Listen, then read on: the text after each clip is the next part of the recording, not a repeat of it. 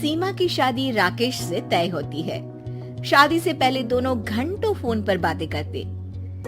पता नहीं तुम्हारी और मेरी माँ की पटेगी कि नहीं। अरे ये पहले ही सोच लोगी कि नहीं पटेगी तो मैं कुछ नहीं कर पाऊंगा।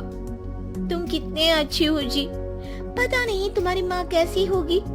मेरी माँ बिल्कुल मेरे जैसी ही है। शादी के बाद सीमा राकेश के घर आ जाती है।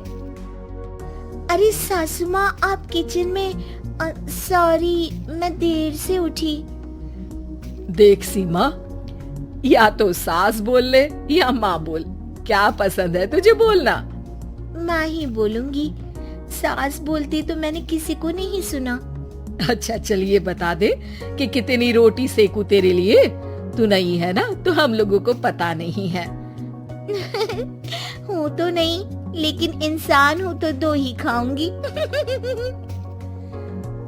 वो मन ही मन सोचती है, बड़ी आई ताने देने वाली।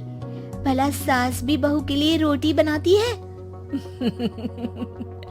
हाँ बहू है तो तू इंसान ही, लेकिन मैं भी इंसान हूँ, पर मैं तो 3 रोटी खाती हूँ।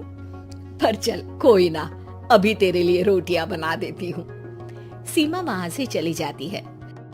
सब खाना खाने बैठते हैं कि सीमा कहती है, माँ आप ना आज मुझे सारे घर का खाना पीना और हिसाब समझा दीजिएगा। कल से मैं घर संभाल लूंगी।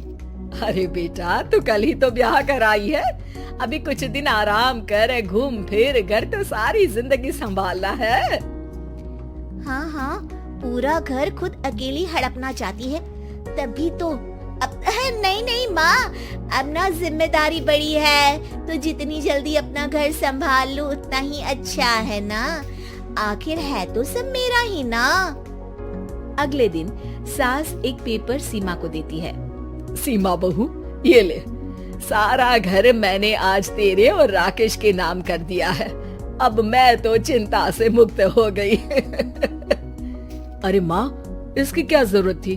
तू घर की बड़ी है, ये प्रॉपर्टी नाम करने को किसने कहा तुम्हें? सीमा डर जाती है कि कहीं सास उसका नाम ना ले ले। अरे बेटा, बुजुर्ग शरीर का क्या भरोसा। वैसे भी जो है सारा कुछ तुम लोगों का ही तो है। नाटक, सारा नाटक।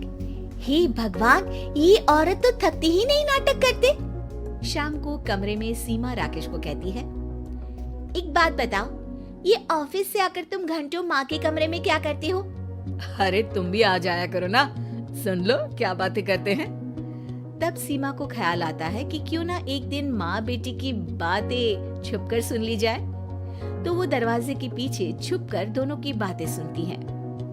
अरे माँ, ये तो बता, मेरा बेटा होगा तो क्या नाम रखेगी?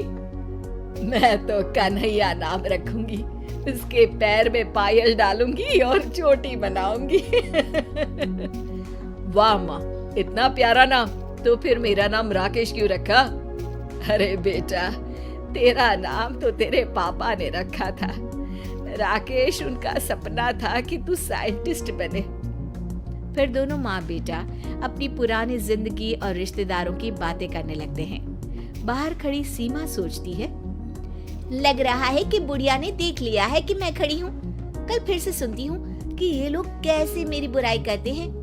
लेकिन अगले दिन भी वही होता है, दोनों आपस में घर की बात करते हैं, सेहत की बात करते हैं या ऑफिस की बात करते हैं। फिर वो समय भी आ जाता है जब सीमा माँ बनती है। उनके घर में बेटी पैदा होती है।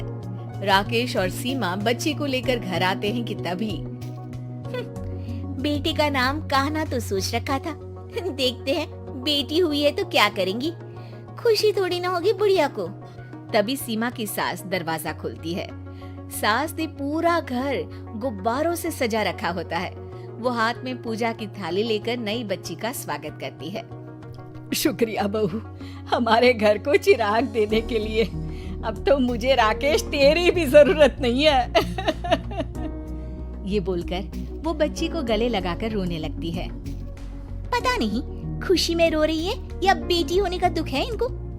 देखो तो माँ कितनी खुश है सीमा। पता नहीं, मुझे तो लग रहा है कि बेटी है इसलिए रो रही है। बेटी की चाहत में घर सजाया होगा।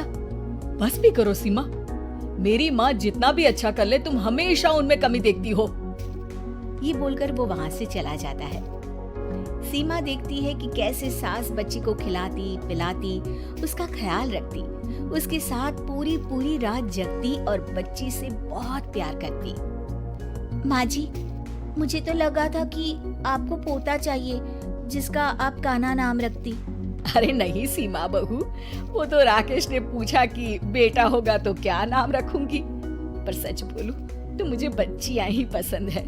मेरी कोई बेटी नहीं थी, लेकिन तू आई तो वो कमी भी पूरी हो गई।